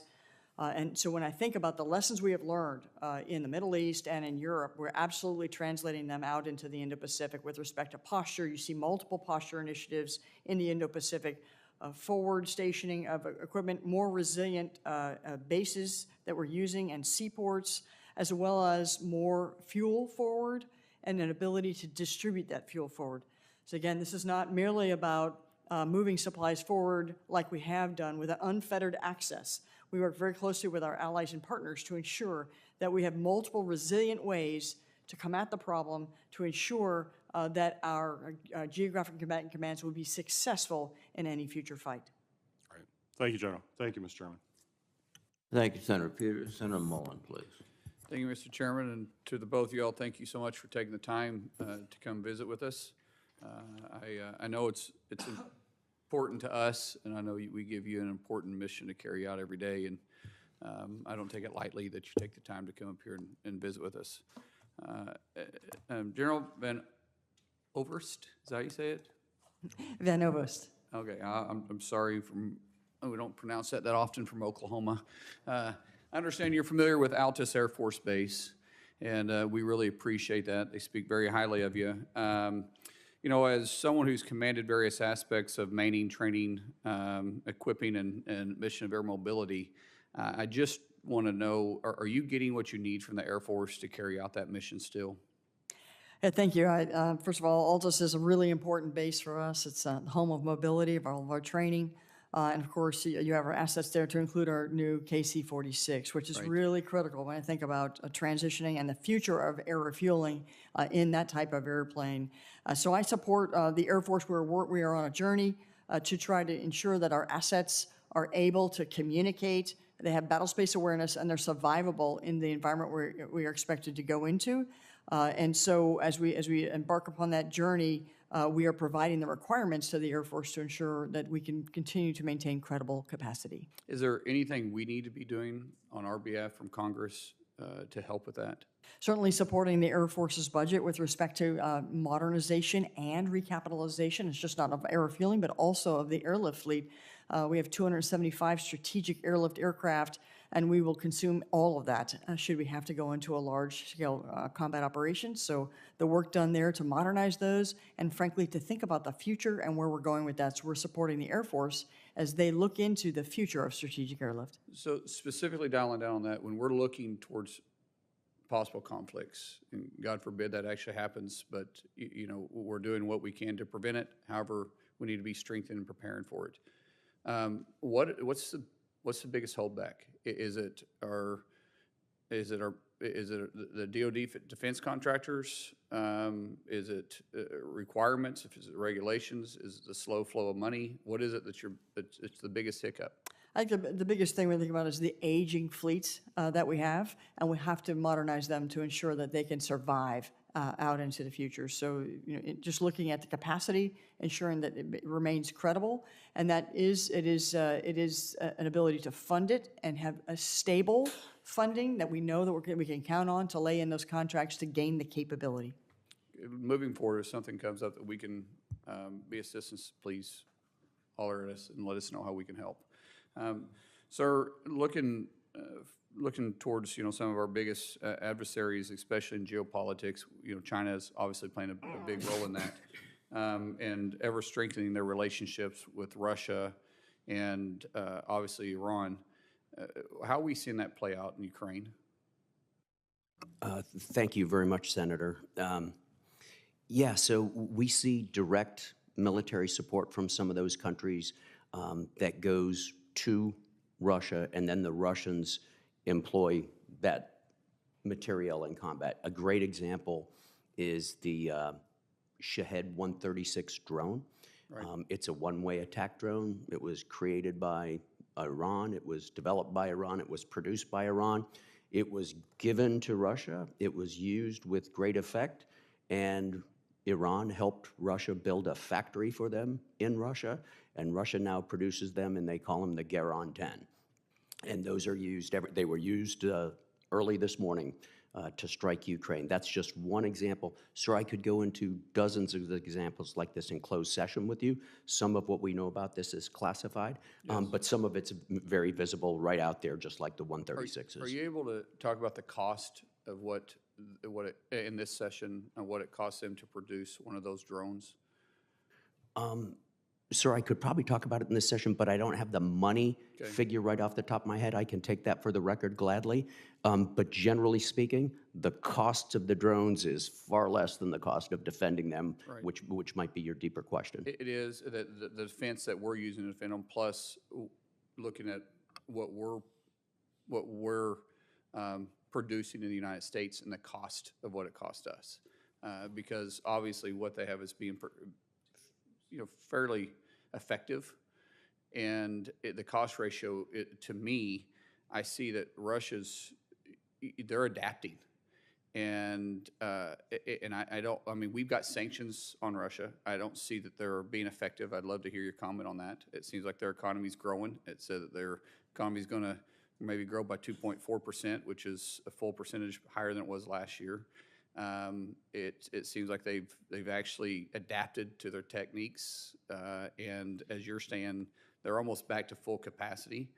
So the sanctions we're having that we put on, or not we're having, but we put on Russia, are they seem to be effective? So obviously this is outside my field of expertise, Senator, the sanctions, how they work and how effective they are. In some things, as noted previously during the discussion today, there have been instances where clearly sanctioned components have still gotten into Russian weapon systems. With regard to the overall cost ratios between, the sorts of drones we produce and the sorts of drones that we see elsewhere, it's a complicated question. I'm not the expert on it, but I can certainly talk to you about it. Yes, sir, absolutely. Thank you so much. Thank you, Senator Mullen. Senator Rosen, please. Well, thank you, Chairman Reed, for holding this hearing. And, of course, I'd like to thank and welcome General Cavoli and General Van Ovost, of course, for your commitment, your passion, your service to our country, and for being here to testify this morning. So, General Cavoli, we are working to provide Ukraine with critical air and missile defense capabilities, and my concern is that defense alone is not going to solve this conflict or win this conflict. So can you speak to how the integration of additional long-range systems would impact the operational effectiveness of Ukraine forces, and what strategic advances that these capabilities might provide them? Sure, Senator. The additional long-range capabilities for Ukraine would clearly allow them to reach farther back and to hit and destroy systems that are shooting at them. Of course, the Russians carefully measure the ranges of the things they believe are available to the Ukrainians, and then move their important stuff outside of that range. The ability to move in and out of the farther range would be an important addition to Ukraine's capabilities. When we think about long-range fires, though, there are really three components to effectiveness. The first is the range itself. The second is the precision with which it can strike. And the third is the survivability of the munition, so that it gets to the target. And so as Ukraine goes around trying to work on its longer range capabilities, they have a lot of drones, for instance, that they're using longer range. They try to balance those things and get the sweet spot for the given target that they're looking at. Thank you. I just think offense is as important as defense. It is, ma'am. And speaking of offense, General, we're going to talk a little bit more about General Cavoli. We have multiple generals here, excuse me. How are you working with Cybercom? Because cybersecurity is so important to provide that cybersecurity support to our NATO allies. Particularly, there's some nations with lesser capabilities than we have. They're vulnerable from these cyber attacks from Russia, China, and Iran. And can you share to us the real value to the United States of the multilateral cyber exercises with our European allies, such as locked shields? Absolutely, Senator. It raises an ancillary question, by the way. So Tim Hawk at Cybercom runs a lot of that. I field all the Russia questions, it seems like, but there are so many people working on this problem. Jackie, I wouldn't be giving anything to the Ukrainians if it weren't for Jackie's splendid ability to deliver. Tim's the same with Cybercom. He sponsors and co-sponsors with us these multilateral exercises that allow us primarily to illuminate vulnerabilities in networks in our allies and our partners, and for the alliance's own proper, the networks we own as an alliance proper. They're very, very valuable. But then we follow up with cyber protection teams that go forward and do what Tim calls hunt forward operations, and we help them defend their networks forward. It's been tremendously successful, not just with allies, but with partners as well, and with commercial enterprises. As you know, a lot of our transportation works on unclassified systems, and they can be vulnerable. So it's a very valuable thing, ma'am. Offensive stuff we could talk about in closed session if you desire. Thank you. And I fully support the idea that Jackies can deliver. So General Jackie Van Ovost, welcome. I want to ask you about logistic operations in the Pacific, because from the Berlin airlift in 1948 to the chaotic evacuation of Afghanistan by air, history really has shown us the extensive resources that we really need to undertake a complex airlift operation, even in a relatively permissive environment. So how is Transcom, are you actively testing the forces to conduct a large-scale prolonged logistical operation? Should there be a blockade of Taiwan in the future, especially given the threats we know, regional threats in the Indo-Pacific? Well, thanks. That's one of the key things we do in exercises around the globe as well as in the Indo-Pacific. Scenario agnostic. Our ability to deliver at a time and place of our nation's choosing is a strategic advantage. I think about the differences between the Middle East and Europe and Indo-Pacific is we're going to rely more upon the airlift because of the dearth of ground lines of communication. And so as we do analysis on the intra-theater movement necessary to get those supplies to the last tactical 1,000 miles, we are exercising sea lift capacity, which is shallow draft sea lift, running essentially a network below the network of airplanes, because it will fully consume our airlift fleet if we fly everything. So that's an important part of what we're exercising, and I think like Talisman Sabre, where we're moving around with ships and moving preposition around, is very important. Pre-positioning capability to include fuel forward is important, as well as ensuring resilient ports and airports for defense and our ability to survive, essentially to aggregate to fight and disaggregate to survive and regenerate. Thank you very much. Thank you, Mr. Chairman. Thank you, Senator Rosen. Senator Cotton, please. General Cavoli, General Van Ovost, thank you both for your appearance. General Cavoli, you've been asked on occasion to include by the chairman's very first question about the lessons that other nations might learn from Ukraine, like China in particular, if American will falters. I agree with that because we underpin global stability and security. If American will falters anywhere, then adversaries everywhere will take lessons from it. But one thing you haven't gotten asked about is what's happening right now in the Red Sea. An outlaw gang of brigands and rebels is shooting at U.S. Navy vessels on a routine basis, dozens of times now. Now, fortunately, our air defenses have intercepted those. That's the only thing that stopped our sailors from being killed. Yet all we're doing is shooting down those drones and missiles in the air, or maybe when they're on the launch pad. What lessons do countries like China, or for that matter, Russia, learn when we just let our sailors sit in the Red Sea and become sitting ducks for an outlaw band of rebels? Thanks, Senator. So to be clear, that's not my area of Not responsibility. your area, but you commented, Chairman Reed, that people outside your area take lessons from what's happening there. So what lessons do people in your area take from the fact that, again, we're doing nothing? Sure, the lessons that European nations are taking from this. That Vladimir Putin is taking from it. Well, I don't know what Vladimir Putin's taking from it, sir, because he's got his hands pretty full right now inside Ukraine, where he's learning some of the same lessons, right? If The lesson is that President Biden can be deterred from taking decisive action to protect our interests. For 2 years, he pussyfooted around and didn't provide Ukraine what it needed to stop the invasion earlier and to roll it back, and now we're at this unsatisfactory moment in time. Okay, let me come to that. So Ukraine's a pretty big country compared to some countries. It's small compared to Russia. Some people say, like, well, Russia's always going to win. Russia always wins because Russia's a big country. Is it the case in history that smaller nations always lose to bigger nations? No, it's not the case, especially if the smaller nation can make sure that they accomplish their objectives in the fight quickly. I think over time, as we see in history, as we see conflicts get protracted, typically that favors the larger nation. I agree. That's why it was such a terrible mistake for President Biden to pussyfoot around for 2 years and not provide Ukraine the weapons it needed when it could have had a decisive advantage. But it's not even the case in Russia's history, right? Russia lost the Russo-Japanese War. Russia lost the war in Afghanistan. I guess you could say Russia won the Winter War against Finland in 1939 and 1940, but it got very little for an extraordinarily high cost. So it is not the case that just because you're a bigger nation, you're fated to win a war against a smaller nation. But as you say, you've got the smaller nation has to be more nimble and aggressive, maybe take risks that it otherwise wouldn't.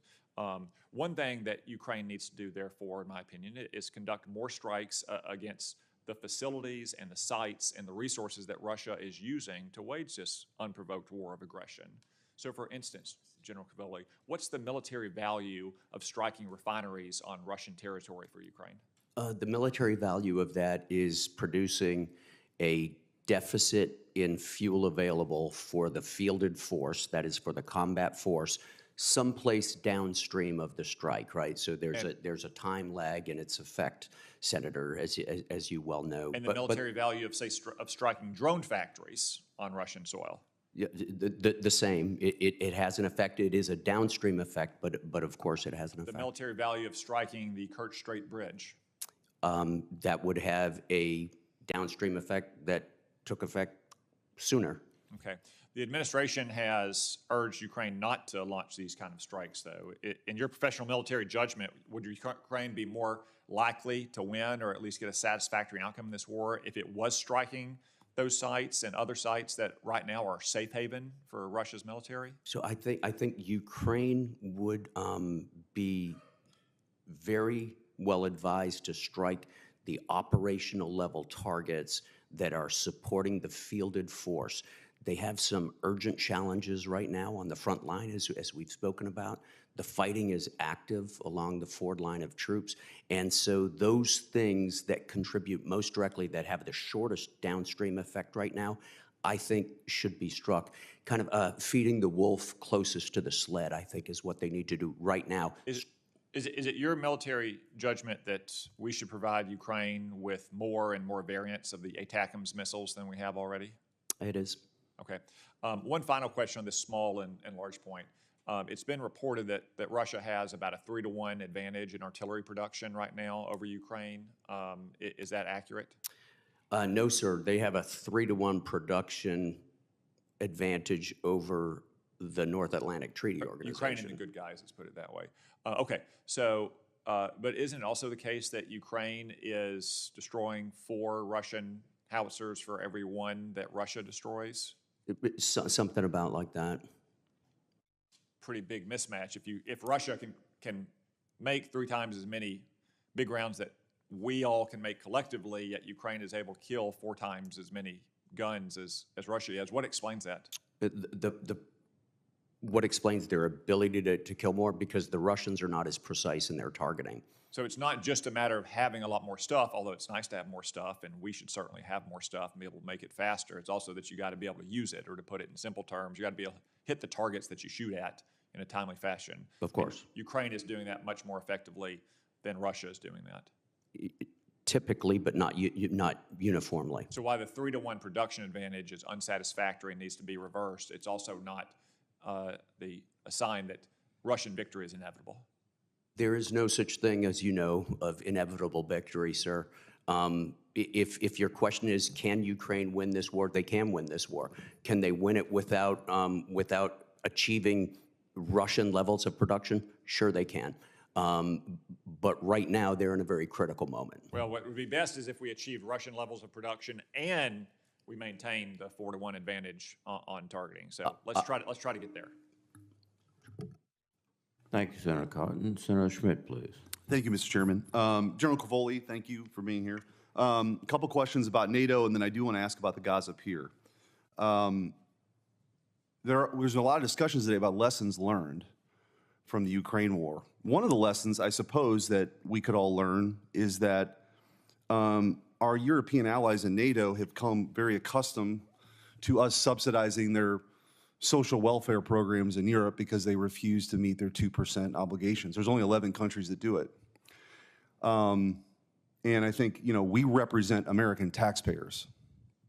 The United States Senate, that's who we represent. And I want to ask about that. So 2%'s the target. Why is 2% the target? Why not 3%? Sir, because that's what was agreed to at Wales some years ago. Right. Is it an appropriate target? Is it an arbitrary target? I leave those questions to somebody else. What I can tell you is that I know what the alliance needs to do to modernize and to get fit for its collective defense, its new purpose, its reestablished purpose in the wake of the invasion of Ukraine, and it is at least 2%. That's why the alliance at the last summit adopted the phrase, floor, not a ceiling.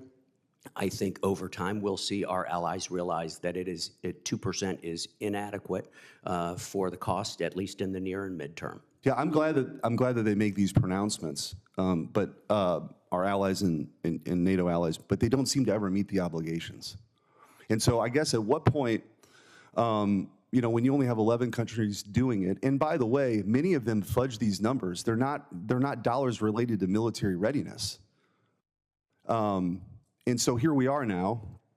The taxpayers are again being asked to spend another $60 billion on top of the $112 billion. We've been told there could be another $100 billion request, although that's not reflected in this budget.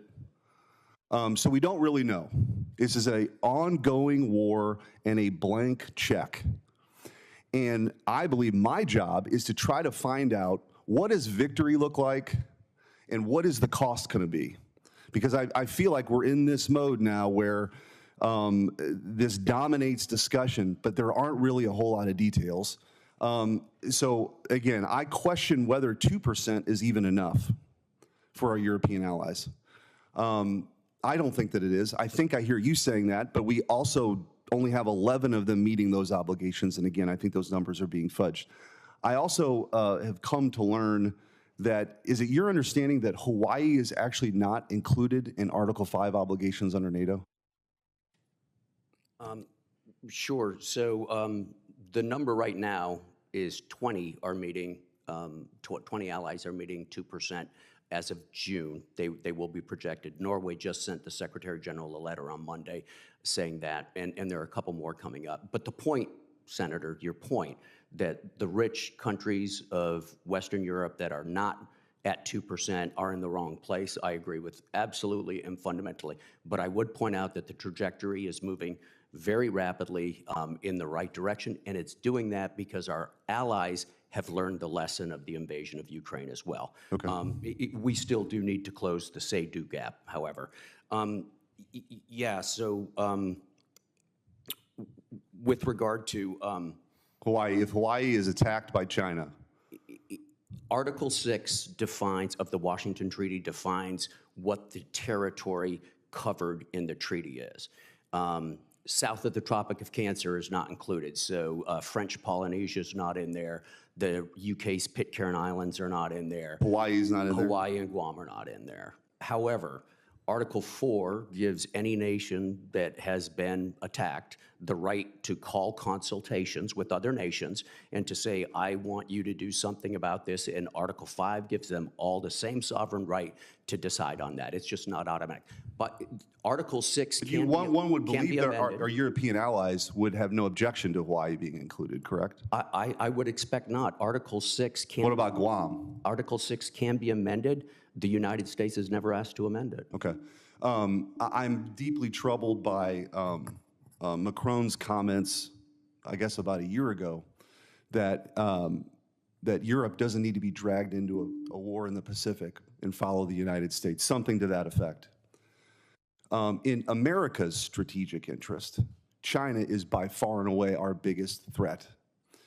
Do you believe that our NATO allies, if Taiwan is attacked, would join us in that cause?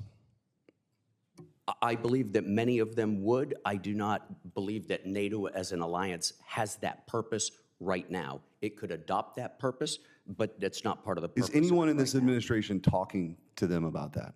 Oh, this administration talks a great deal to... About that specific issue? To our allies about being active in the Pacific.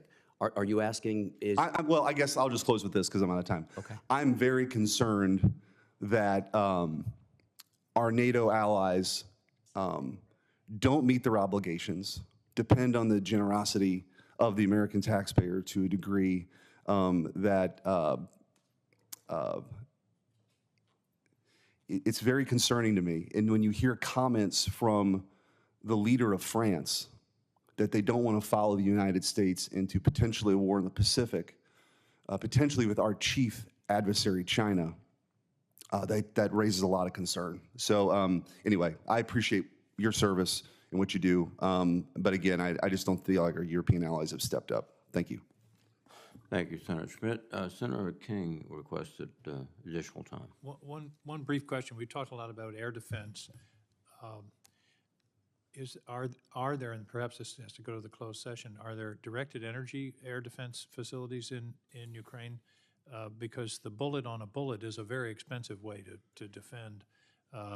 Directed energy is a lot cheaper, and I know there are systems now that are in development or actually in testing. Is that an option that we should be pursuing in terms of our support for air defense in Ukraine?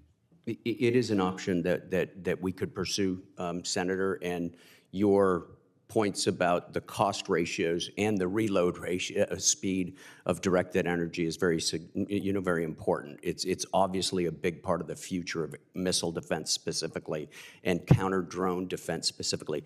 There are some systems that we're working with out there.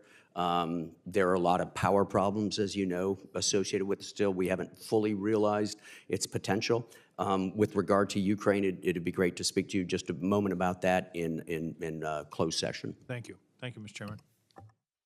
Thank you, Senator King. Senator Schmidt also has an additional question. Yeah, thank you. Thank you, Mr. Chairman. I did not get to the Gaza pier, so I apologize. General Van Ovost, I did want to ask you, I know there's been discussion about this effort to this Gaza pier for humanitarian aid. I have concerns, and I don't think they're alone. I don't think I'm alone in concerns about what that means for our American troops or personnel that would be engaged in this activity. What is your understanding of what this looks like? What could be done if this is happening? What can be done to ensure that American lives are protected? Yeah, thanks. When I think about what we do at Transportation Command, we provide transportation for these capabilities around the globe, and we help exercise them. We do it almost every year as we bring all of the elements together to do joint logistics over the shore or even airdrop for humanitarian aid. We put processes and we exercise these things, so we have a great understanding of what it takes to build a pier and a discharge facility and to offload and to move humanitarian goods. We've done this actively for the Haiti earthquake in 2010. So when we think about the new, what is the strategic environment associated with doing this in Gaza, obviously I forward that to the Geographic Combatant Commander, to CENTCOM, so we're working diligently with them on the planning, and I can tell you that force protection is our #1 concern. And if I could add to that, Senator, so obviously with the transfer of Israel from the Eucom area of responsibility to the CENTCOM area of responsibility, we get a combined effort there now. So the protection is combined between US Eucom and CENTCOM, depending on which exact part of the operation we're talking about. Eric Carrilla and I have been in very intense conversation about this. More importantly, in our maritime components, we've been in very, very close planning on this. It's not without danger, but we know how to handle it, sir. Well, and I guess just to color in a little bit of detail to the extent, I know it's just been, the Gaza pier has been sort of talked about, but what's your understanding of who's receiving the aid? I guess we've vaguely heard of NGOs, but again, this is in a very dangerous part of the world right now with a lot of people who don't like the United States of America. So I guess, what's your understanding of more the details as it stands today? Sir, so that part is inside General Carrilla's AOR, inside CENTCOM, and I know that this is a fast-moving story as we go forward, and I'd hesitate to give you an answer. That's fine. I can refer to him for you. We'll follow up on that. Thank you, Mr. Thanks, Chairman. sir. Thank you. Thank you, Senator Schmidt. I've been informed that Senator Sullivan is on his way, but I have an additional question. There's been discussion back and forth, and a very, I think, useful one, about what happens if the Ukrainian government fails. And my sense, and I just ask for your opinion, General Cavoli, is that if we fail in Ukraine, Russia is more likely to conduct operations against other countries. So if we really want to diminish a potential conflict between NATO, the United States, and Russia, succeeding in Ukraine is a fundamental obligation or... Sir, I agree.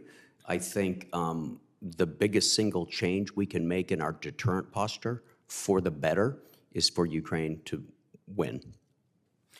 And there's been comments about the contribution of our allies, but the reality is that in many other ways, which are absolutely critical to the success of Ukraine, our allies are far outpacing us in humanitarian assistance and absorption of immigrants, very costly programs. But without those programs, essentially Ukraine would not be able to concentrate on the battle. Is that accurate? Yeah, absolutely, Chairman. The amount of humanitarian assistance, the amount of support for the electrical grid, which is under constant attack, and on, the not inconsequential act of taking on board at least 4 million refugees for 2 years without a bump.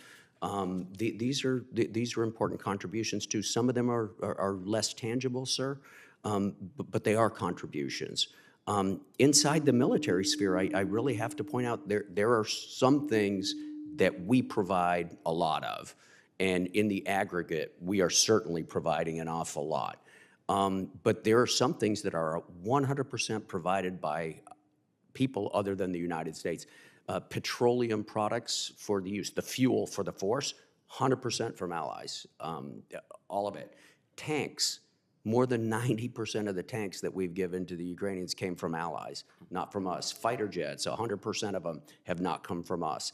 And I could go on and on. So it's really important for us to recognize the value of our contribution and to justify. It's important for me to be able to justify to members and constituents the value proposition for America in these contributions, but we shouldn't lose sight of the fact that our allies are contributing as well.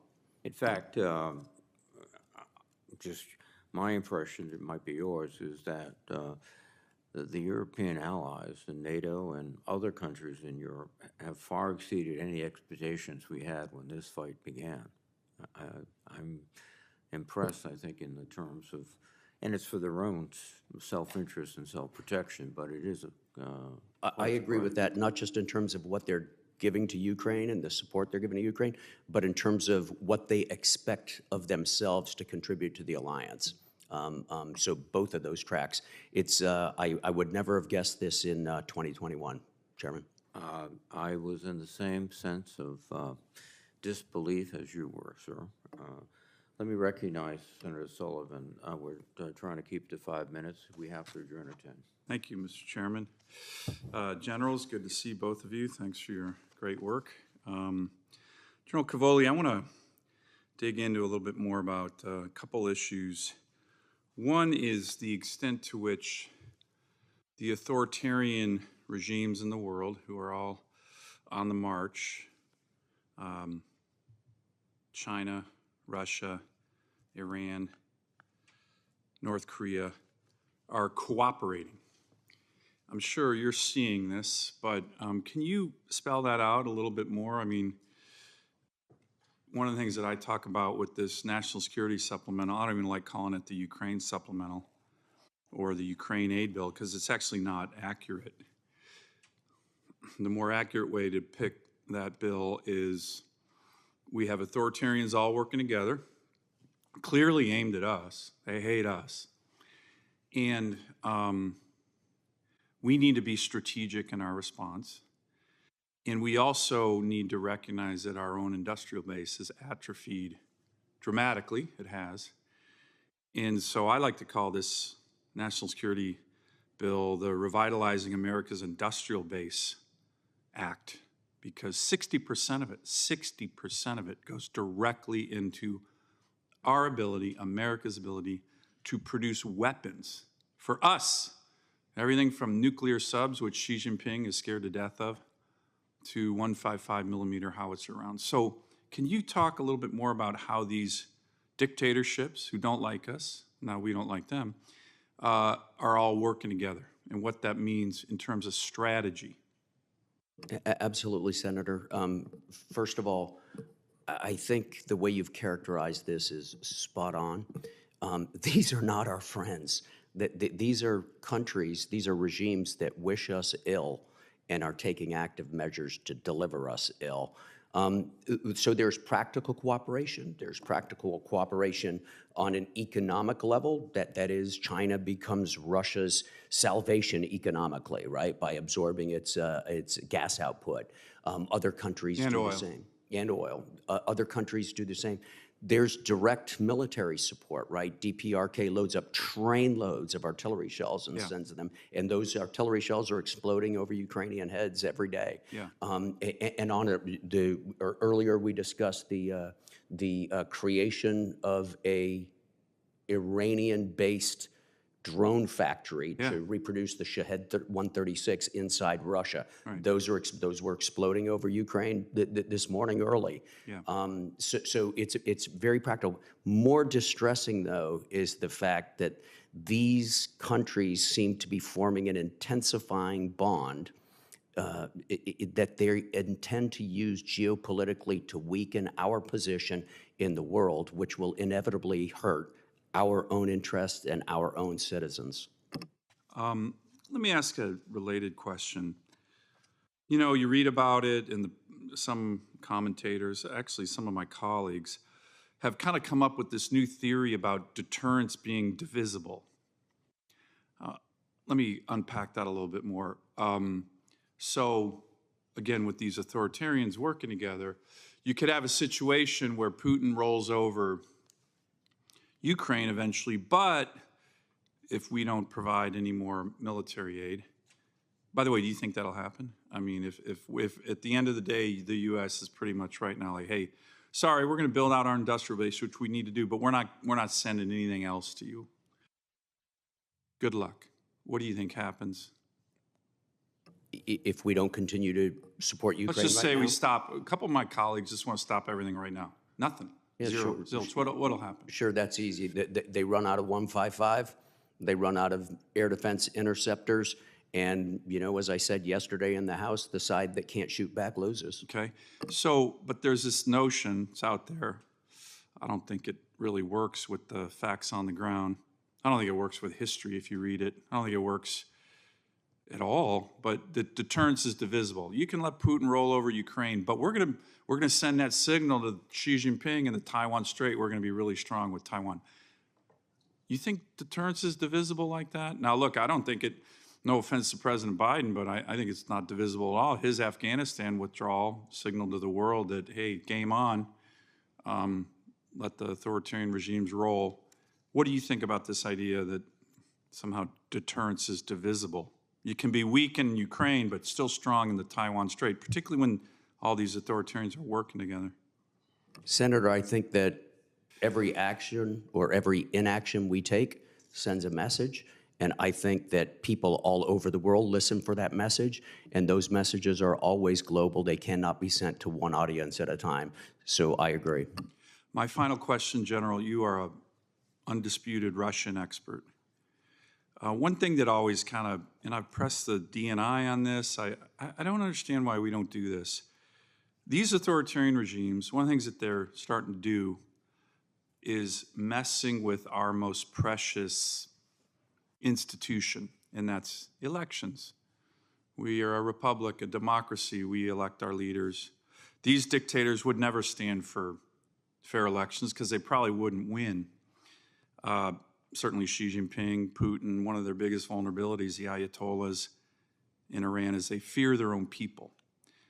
But they come after us on elections with, you know, cyber and things like that. Don't you think that if Putin, say, is coming after our elections, trying to disrupt our elections when he won't stand for election, we should do everything we can to counter by getting out all the information we have on this guy? I mean, he's one of the richest people in the world, literally. He stole $80 billion from the Russians. We probably have the Swiss bank account numbers to where he stashed all the money. These poor Russians, you know, are starving and drinking vodka for breakfast, and Putin steals from them. Shouldn't we get that out to the world the way Navalny did and say, all right, you want to mess with our elections? We're going to let the people. Same with Xi Jinping. These guys are all corrupt. Shouldn't we do that when they're messing with the most precious thing we have in America, our elections? Senator, if you don't mind, I'll leave that sort of strategy to civilian policymakers, but I would like to agree with you strongly that Putin fears open elections. He fears them in his own country, and he fears them elsewhere. He fears them, and he therefore seeks to undermine them. And I also agree with your opinion that that our elections, our ability to choose who governs us, our government by the consent of the governed, is the most precious thing we have in this country. Thank you. Thank you, Mr. Chairman. Thank you, Senator Sullivan. Thank you, General Cavoli, General Van Ovost, for your excellent testimony. This will conclude the open session. We will reconvene at 12 noon in SEC 217 for the closed session, and thank you very much.